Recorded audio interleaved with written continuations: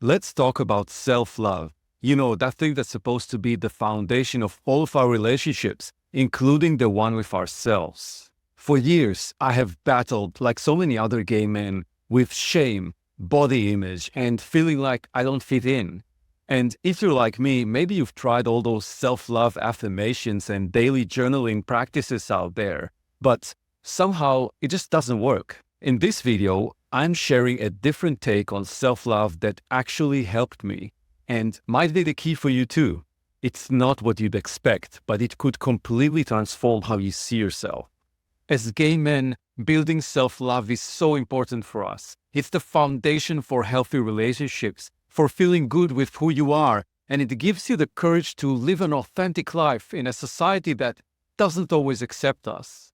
And it's so challenging to even start loving yourself when you're battling with not feeling worthy or not measuring up to the toxic gay beauty standards in a world that sometimes makes us feel like there's something inherently wrong with being ourselves, with being gay. So, where do you even start? Like many of us do, I turn to self-help books and podcasts and, of course, YouTube videos. They all seem to be singing the same tune. List all the things you love about yourself. Affirm your worth.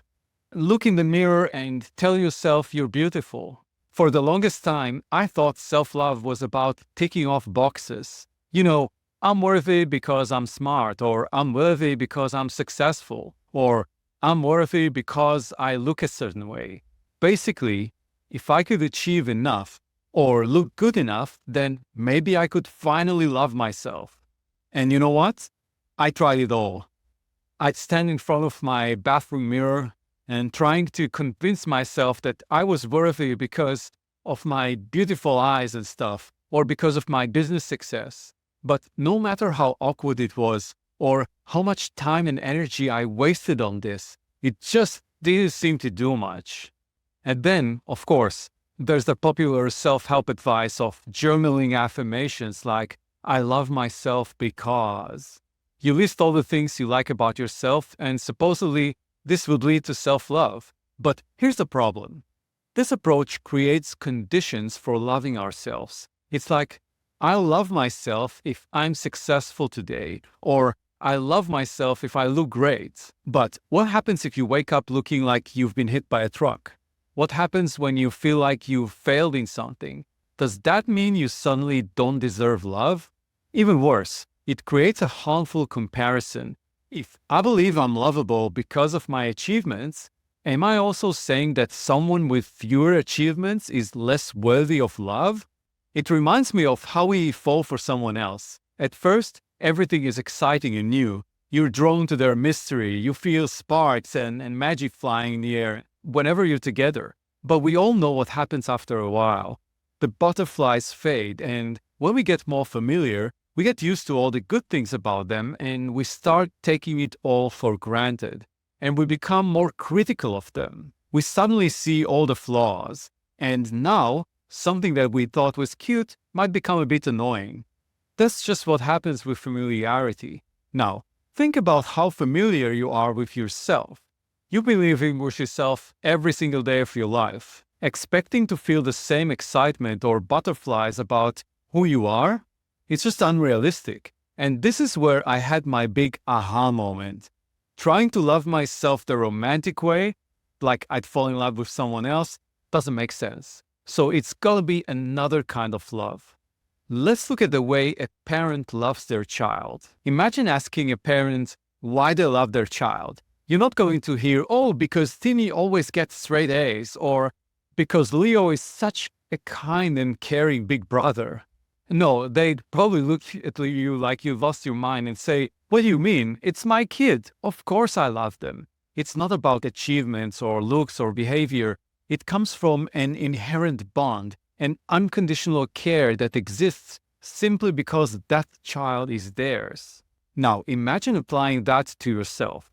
Once you're no longer a child, you're no longer under someone else's care, or even if you never had that care to begin with, there's only one person on earth whose top responsibility is to look after you, and that's yourself. Many of us don't see it that way. Instead, we search for others to take care of us.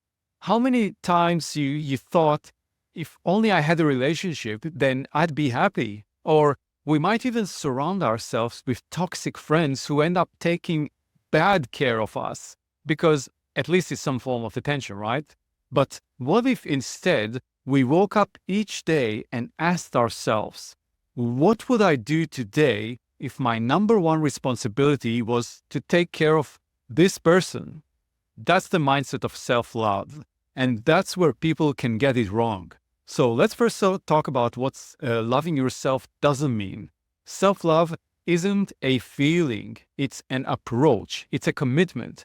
You're in charge of taking care of the person you've been with since day one. Loving yourself also doesn't mean liking yourself. It's easy to confuse them. You don't have to like yourself all the time. I mean, we all have days where we look in the mirror and think, what is that? And that's okay. Self-love isn't about adoring yourself constantly. And self-love is also not about doing a bunch of work. We already understand why the popular approach of self-love gurus doesn't cut it here. So it's not about spending hours journaling or reciting affirmations in front of the mirror. Self-love is more about your approach towards yourself. It's catching yourself when you're about to say something that a loving, caring, compassionate parent would never say to their kid. You know, the kind of parent we all wish we had or hope to be. Think about it. Would a good parent ever tell their kid, "You're so stupid," or "You look terrible today"? Hell no. So let's avoid saying these kind of things to ourselves. Self-love is about being that good parent to yourself. It's not about constantly praising yourself or pretending everything's perfect. It's about speaking to yourself with kindness and compassion, even when you mess up. It's about catching yourself when you're being overly critical and asking, would I say this to someone I love? If the answer is no, then it's time to reframe that thought. It helps to remember you wouldn't want a parent who tears you down, so don't be that parent to yourself. Instead, you want to be the kind of parent who offers support, understanding, and unconditional love, even when things are not going that great or you don't meet your own expectations. So, we've busted some myths about self-love. Now let's talk about what does loving yourself look like in real life? There are a few things to be aware of. Look at the people you surround yourself with. Are they lifting you up or dragging you down? Self-love means having the courage to distance yourself from toxic relationships, even if they're family. Then, going out of your way, challenging yourself to find the kind of people who lift you up. And speaking of relationships, how do you let others treat you? Whether it's friends, colleagues, your partner, or that guy you're dating, are you setting boundaries? Or are you letting people walk all over you because you're afraid of being alone? Think about how you're nourishing your body. Are you treating yourself to meals that make you feel good and energized? Or are you constantly grabbing whatever's quickest and easiest, even if you know it's super unhealthy or leaves you feeling sluggish? And when you're shopping, are you treating yourself to quality stuff, or is your go-to always the bargain bin? Now, I'm not saying you need to blow your budget on designer labels every time, but if you always opt for the cheaper option, is it really about saving money? Or if you dig deep enough, maybe it's about what you believe you deserve. You've got to be willing to accept that you want to play a different game now, that it's your responsibility now to give yourself the best you can afford. And now let's talk about work. Are you burning yourself out trying to prove your worth, or are you giving yourself permission to rest? Self-love means asking yourself in every situation, is this the best care I could give myself? It's about treating yourself with the same unconditional love you'd give to someone you adore.